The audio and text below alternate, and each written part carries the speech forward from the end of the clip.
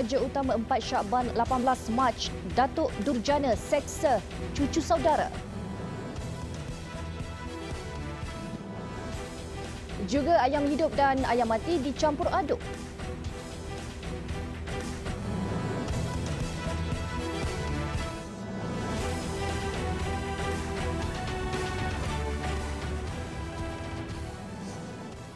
Bismillahirrahmanirrahim. Assalamualaikum warahmatullahi wabarakatuh. Berita Al-Hijrah malam ini bersama saya Nazirah Syaringan.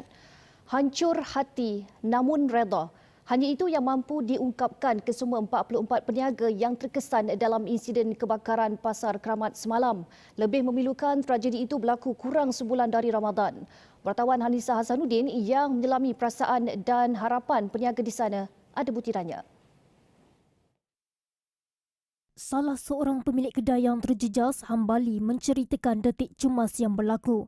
Dengan nada sayu katanya, dia hanya mampu menyelamatkan beberapa tonggas dan wang jualan harian sebelum api marak dan memusnahkan keseluruhan kedai ikan bakarnya. Namun beliau menerima ujian itu sebagai peringatan daripada Tuhan supaya redha dengan ketentuannya. Semua saya dapat selamatkan itu yang mana yang perlu bagi saya. Lepas itu, Allahuakbar. Saya nak masuk dan nak selamatkan motor, tak dapat. Nak selamatkan benda-benda lain, tak dapat. Saya nak selamatkan. Nak katakan trauma macam itu lah, trauma kan. Tapi kita kena reda lah.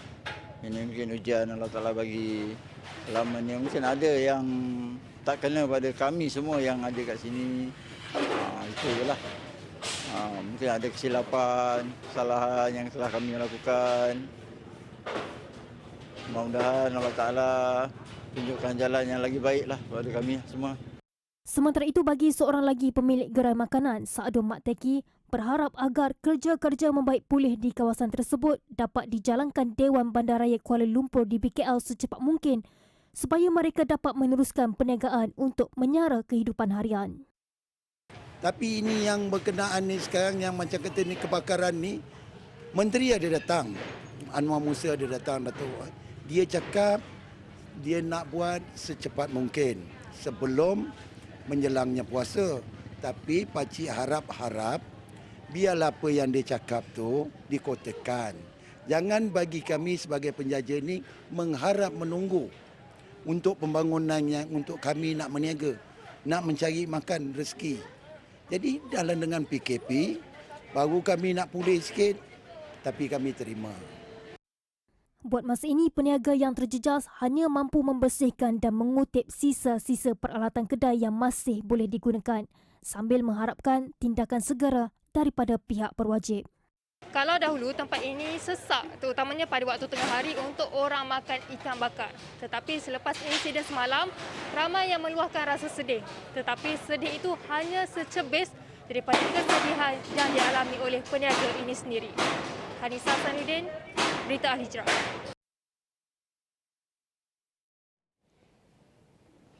Seorang peniaga kedai makan mengaku tidak bersalah di Mahkamah Session Kuala Terengganu atas pertuduhan berogol dan meliwat cucu saudaranya yang berusia 7 tahun Februari lalu. Tertuduh yang berumur 56 tahun membuat pengakuan itu sebelum mohon dibicarakan atas kedua-dua pertuduhan. Bagi pertuduhan pertama, lelaki itu didakwa merogol kanak-kanak itu di sebuah kedai makan di Gong Badak, Kuala Nerus kira-kira jam 7 malam 23 Februari lalu. Tertuduh turut didakwa melakukan persetubuhan yang bertentangan dengan aturan tabi'i terhadap mangsa di lokasi, masa dan tarikh yang sama. Tertuduh didakwa di bawah Seksyen 376-2-I dan 377C Kanun Kesiksaan. Kes akan disebut semula 19 April. Mahkamah membenarkan tertuduh diikat jamin RM12,000 dengan seorang penjamin. Kanak-kanak 3 tahun yang meninggal dunia dalam kereta Selasa lalu disahkan mengalami strok haba akibat cuaca panas melampau dan kenderaan tiada pengudaraan. Ketua Polis Daerah Kuala Muda Asisten Komisioner Azli Abu Shah berkata punca kematian itu diperoleh hasil bedah siasat yang dilakukan di Hospital Sultanah Bahiyah HSB semalam. Apa yang diterangkan oleh pihak doktor menjalankan postmortem, keadaan si mati ni, mayat ni adalah konsisten lah dengan senario, maknanya ciri-ciri strok haba tu ada. Walau bagaimanapun pihak hospital telah mengambil beberapa sampel dalam badan untuk menentukan betul-betul punca kematiannya. So dia perlukan further punya pemeriksaan. So that's why dia ambil sampel dalam badan, hantar ke Makmal untuk dianalisis secara detail. Katanya polis telah merakam percakapan semua guru yang mengajar di tadika terbabit. Siasatan terhadap pengetua turut masih dijalankan dan tempoh reman akan berakhir esok. Katanya setakat ini faktor kecuaian antara siasatan utama yang dijalankan ketika ini. Kes disiasat mengikut Seksyen 31-1-A Akta Kanak-Kanak 2001. Dalam kejadian jam 12.15 tengah hari Selasa lalu, mangsa Muhammad Haras Aryan Muhammad Hafizi ditemui terbaring dalam keadaan tidak sedarkan diri di tempat duduk belakang kereta perutan wajah milik pengetua tadika. Kanak-kanak malang itu meninggal dunia ketika dalam perjalanan dari tadika ke Hospital Sultan Abdul Halim. Mangsa merupakan anak bongsu pasangan Muhammad Hafizi Husin, anggota tentera, dan Nur Azira Abdul Halim, kaki tangan Jabatan Ukur, masing-masing berusia 36 tahun. Ayam mati diletakkan bersama ayam hidup serta menjadikan premis sebagai tempat menyembelih ayam. Itu antara kesalahan dikesan Bahagian Keselamatan dan Kualiti Makanan BKKM Jabatan Kesihatan Pulau Pinang dalam serbuan di kedai runcit dekat Taman Perwira Bukit Mertajam. Menurut Pegawai Kesihatan Persekitaran BKKM Muhammad Wazir Khalid, pemeriksaan mendapati seekor ayam yang sudah mati diletakkan bersama ayam yang masih hidup dipercayai untuk dijual kepada warga asing sekitar taman perumahan tersebut. Beliau berkata bekas untuk mengisi ayam tersebut bukan sahaja kotor, malah melanggar larangan pihak berkuasa tempatan kerana memelihara ayam dalam kedai. Amat mengejutkan kita apabila mendapati terdapat juga ayam-ayam yang mati bersama dengan ayam yang hidup. Kita khawatiri sekiranya ayam itu digunakan untuk dijual kepada pembeli ataupun sebagainya. Kita tak nafikan benda tu, tapi kita assume benda tu akan berlaku. Itu yang amat mengejutkan sebab jika benda itu berlaku, pelbagai masalah akan timbul, antaranya ialah penyakit. Serbuan jam 9.30 pagi itu membabitkan penguatkuasa BKKM bersama penguatkuasa Majlis Bandaria Seberang Perai MBSP. Sebanyak 5 premis diperiksa dan sebuah daripadanya didapati diurus oleh warga asing. Manakala sebahagian produk yang dijual pula bukan produk tempatan yang melanggar peraturan pelabelan serta standard halal. Muhammad Wazir memberitahu tiada kedai yang diarahkan ditutup, tetapi semua 5 premis tersebut dikenakan notis kompaun kerana mengabaikan aspek kebersihan selain menjual produk tamat tempoh. Selain memelihara ayam di dalam premis, kesalahan lain yang dikesan ialah menjadikan ruang bersebelahan tandas sebagai stor menyimpan air mineral serta tidak menutup makanan sekaligus terdedah kepada lipas dan tikus. Syarikat penyewaan kapal menjadi organisasi komersial pertama di negara ini yang didakwa di Mahkamah Session Shah Alam berhubung rasuah RM321,350 bagi kesalahan memberi suapan untuk mendapatkan kontrak penyewaan kapal dalam kerja-kerja gali minyak tahun lalu. Tertuduh syarikat Pristine Offshore Sdn Bhd yang diwakili pengarah terbaharunya Datuk Abdul Kamal Muhammad Maidin 70 tahun bagaimanapun mengaku tidak bersalah. Mengikut kertas pertuduhan, pengarah Chew Ben Ben 64 tahun merasuah RM321,350 ketua pegawai operasi sebuah syarikat bagi faedah dirinya. Suapan itu adalah untuk memperoleh perniagaan bagi syarikat tersebut iaitu memastikan dianugerahkan subkontrak penyewaan kapal dalam kerja-kerja cari gali minyak. Tertuduh boleh dihukum di bawah subseksyen 17A-2 akta yang sama. Sabit kesalahan boleh didenda tidak kurang daripada 10 kali ganda jumlah atau nilai suapan atau RM1 juta mengikut mana-mana yang lebih tinggi atau dipenjarakan tidak lebih 20 tahun atau kedua-duanya. Tertuduh didakwa melakukan kesalahan itu antara 29 Jun dan 14 Oktober 2020 di Bandar Kin Rara, Puchong. Mahkamah menetapkan wang jaminan RM200,000 dengan seorang penjamin. Kes akan disebut semula 25 Mei depan. Berehat seketika selepas ini, kaki bola sedia masuk padang.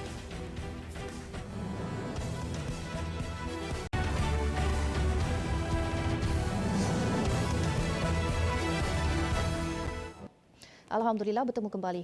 Kalimah Allah adalah kalimah yang dikhususkan secara eksklusif kepada masyarakat Islam. Titah Sultan Johor Sultan Ibrahim Sultan Iskandar, kalimah itu tidak boleh digunakan oleh orang bukan Islam kecuali dalam keadaan yang dibenarkan perundangan. Sultan Ibrahim dalam satu kenyataan bertitah kalimah Allah adalah nama yang khusus kepada Tuhan yang disembah oleh umat Islam. Titah baginda nama Allah diberi oleh dirinya bukan berasal daripada mana-mana akar kata, tetapi kata nama khas yang merujuk kepada Allah, Tuhan yang Maha Esa, Tuhan yang disembah oleh umat Islam. Baginda turut menzahirkan perasaan duka cita apabila timbul kembali isu penggunaan kalimah Allah untuk digunakan pada Tuhan yang lain daripada maksud yang sebenar.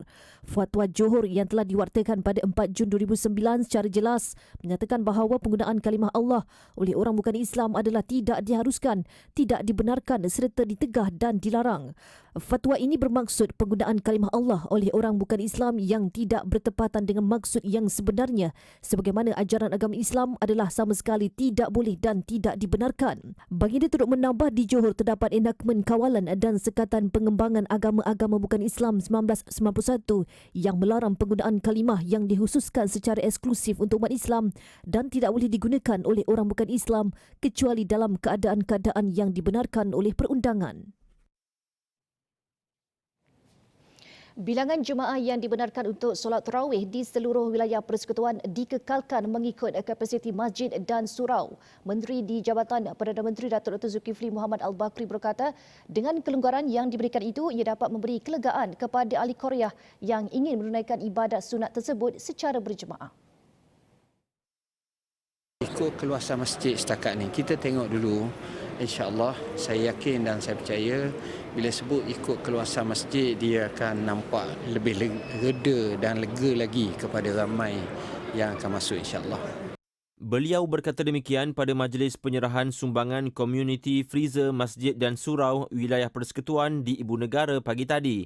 Sejumlah 35 buah penyejuk beku disumbangkan kepada 24 masjid dan 11 surau di wilayah Persekutuan Anjuran Jabatan Agama Islam Wilayah Persekutuan Jawi dengan kerjasama Pertubuhan Badan Amal Raya dan kumpulan individu prihatin. Inisiatif itu sebagai langkah persediaan bagi menyimpan makanan sejuk beku untuk disumbangkan kepada golongan memerlukan terutama asnaf, selain melengkapkan inisiatif sedia ada seperti gerobok rezeki. Dalam majlis sama, Jawi Food Bank turut menyampaikan sumbangan barangan keperluan asas makanan kepada asnaf yang terpilih. Turut hadir Pengarah Jawi Datuk Muhammad Ajib Ismail dan Penaung Raya Tan Sri Syahrizad Abdul Jalil. Persatuan Agensi Pelancongan Umrah dan Haji Malaysia Papuh memohon pengecualian diberikan kepada jemaah haji dan umrah dari mengikut giliran suntikan vaksin COVID-19 sekiranya SOP bagi kebenaran menjalankan ibadah umrah dan haji mewajibkan suntikan vaksin berkenaan. Bagaimanapun pengerusinya Datuk Seri Razali Muhammad Syam berkata, setakat ini masih belum ada maklumat berkaitan SOP umrah dan haji dari kerajaan Malaysia dikeluarkan. Saya minta kalau boleh, kalau ikut SOP yang dikatakan mesti ikut prioriti dan kalau untuk semua divaksin mengambil masa hingga tahun hadapan. Jadi kalau siapa potong queue didenda RM50,000. Jadi kita minta kerajaan atau kementerian pertimbangkan untuk mereka yang nak pergi umrah atau haji dikecualikan, dibagikan keutamaan. Kesemua ahli Papuh katanya sentiasa bersedia mengikut SOP yang bakal dikeluarkan kerajaan bagi memastikan perjalanan umrah dan haji dalam norma baharu ini dapat dilaksanakan dengan baik. Selain itu, Papuh juga berharap pintu sempadan dapat dibuka secepat mungkin bagi merancakkan kembali industri pelancongan, terutama perjalanan haji dan umrah dari negara ini. Beliau berkata demikian kepada media selepas menghadiri program Papuh for Business di Shah Alam siang tadi. Menerusi program ini, Papuh memberi galakan dan dorongan kepada ahlinya untuk membuka peluang perniagaan baharu bagi menampung kehidupan ketika pandemik yang memaksa kesemua ahli Papuh menutup seketika operasi agensi pelancongan masing-masing. Rakyat diminta tidak meragui vaksin COVID-19 iaitu Sinovac dari China. Vaksin tersebut disahkan berkesan sama seperti vaksin keluaran Pfizer-BioNTech. Menteri Penyelaras Program Imunisasi COVID-19 Kebangsaan Khairi Jamaluddin Abu Bakar berkata, vaksin itu telah dinilai dan diperakui selamat diambil oleh Badan Regulatory Farmasi Negara NPRA. Menurut Khairi Jamaluddin, beliau amat yakin terhadap proses penilaian dan keputusan yang dibuat oleh NPRA dalam memastikan tahap keselamatan, keberkesanan dan kestabilan vaksin Sinovac yang diberikan di Malaysia. Sinovac ini tidak perlu kita ragui lagi. Ya, dia akan menjadi sebahagian daripada program imunisasi COVID-19 kebangsaan kita. Sinovac diterima pakai di seluruh dunia dan kini lebih 60 juta dos telah disuntik di seluruh dunia. Sinovac juga telah menerima 27 Emergency Use Authorization di peringkat global. Khairi Jamaluddin yang juga Menteri Sains, Teknologi dan Inovasi berkata demikian selepas menerima suntikan dos pertama vaksin COVID-19 Sinovac di Pusat Pemberian Vaksin PPV Hospital Rembau, Negeri Sembilan petang tadi. Beliau merupakan individu pertama menerima suntikan vaksin COVID-19 Sinovac itu bersama 10 anggota Barisan Hadapan yang dikendalikan oleh vaksinator Ketua Penyelia Jururawat Hospital Rembau, Salha Abdul Samad. Mengulas lanjut, kata Khairi Jamaluddin, Malaysia telah menerima 100,000 dos vaksin COVID-19 Sinovac pada Isnin lalu dan bakal menerima jumlah yang sama pada 22 Mac ini. Katanya vaksin Sinovac yang juga dikenali sebagai CoronaVac diperoleh menerusi perjanjian bekalan meliputi sebanyak 14 juta dos. Penonton dibenarkan ke stadium atau lokasi bagi kejohanan-kejohanan sukan tertakluk kepada SOP yang ditetapkan dan sebagai percubaan untuk menilai keberkesanan protokol pengurusan penonton, perlawanan bola sepak dalam Liga Malaysia MFL dibenarkan bagi kemasukan penonton berkuasa 1 April ini.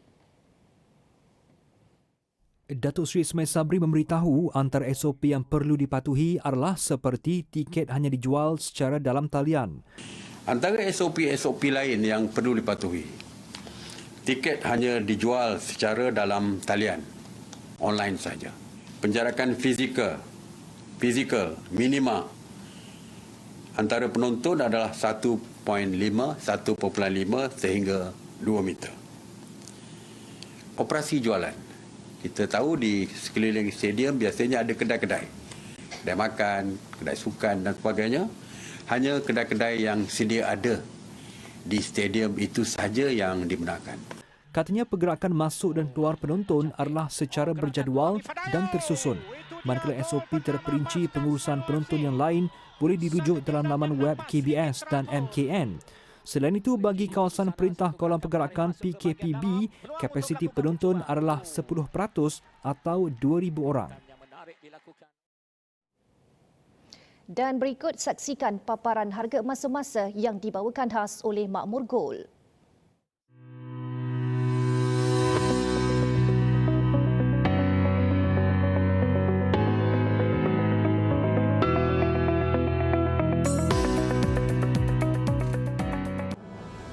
Berehat seketika selepas ini, stor bunga api meletup.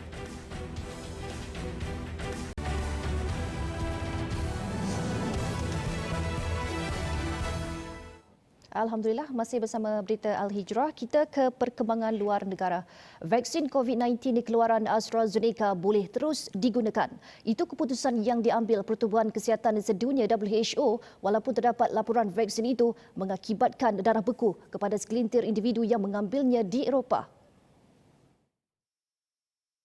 WHO dalam kaitaannya menjelaskan manfaat yang diperoleh daripada vaksin berkenaan adalah lebih besar daripada risikonya.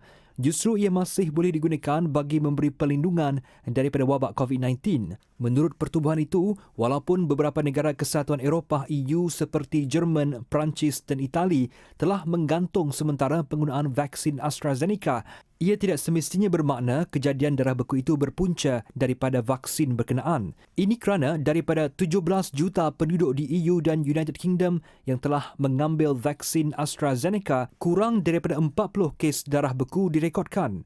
Ketika ini, komiti yang dilantik WHO masih meneliti data-data terkini mengenai tahap keselamatan vaksin itu. Pertubuhan itu juga akan berkongsi hasil kajian tersebut kepada agensi-agensi kesihatan dunia setelah ia selesai.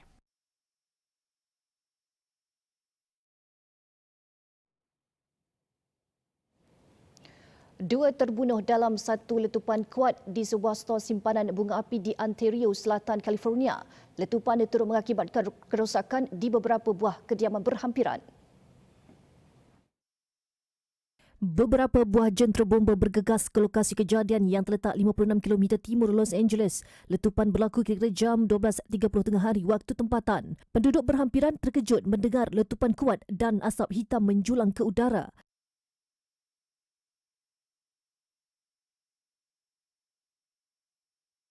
Sebuah rumah dilaporkan terbakar.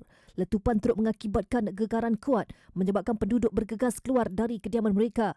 Polis kemudian mengarahkan penduduk berhampiran lokasi letupan itu untuk meninggalkan sementara rumah mereka sebagai langkah keselamatan. Punca letupan masih dalam siasatan.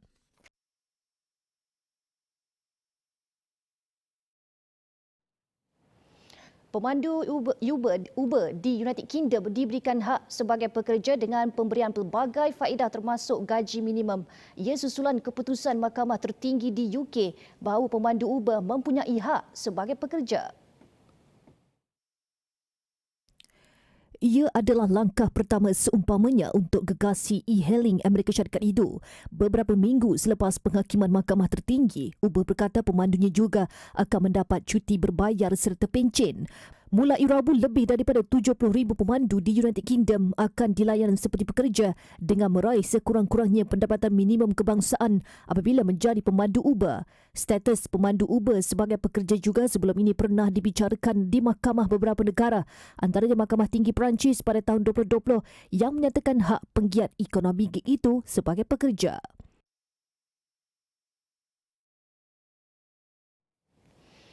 4 kaki tangan awam terbunuh manakala 9 yang lain cedera dalam letupan bom di Kabul, Afghanistan. Bom yang diletakkan di jalan raya itu meletup ketika bas yang dinaiki mereka melalui kawasan berkenaan.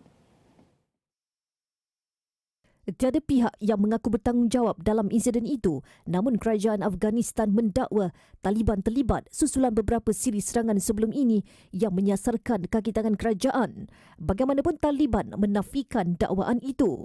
Letupan berkenaan berlaku ketika kerajaan Afghanistan, Taliban dan negara kuasa besar termasuk Amerika Syarikat dan Rusia bertemu di Moskow bagi mendesak proses perdamaian dan mengurangkan keganasan demi keamanan negara itu di masa akan datang.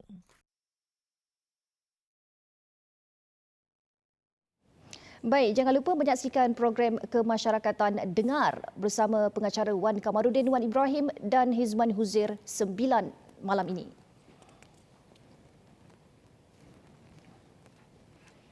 Dengan itu, sekian berita Al-Hijrah. Terima kasih kerana menonton. Saya Nazira Syaringan. Assalamualaikum warahmatullahi wabarakatuh dan selamat malam.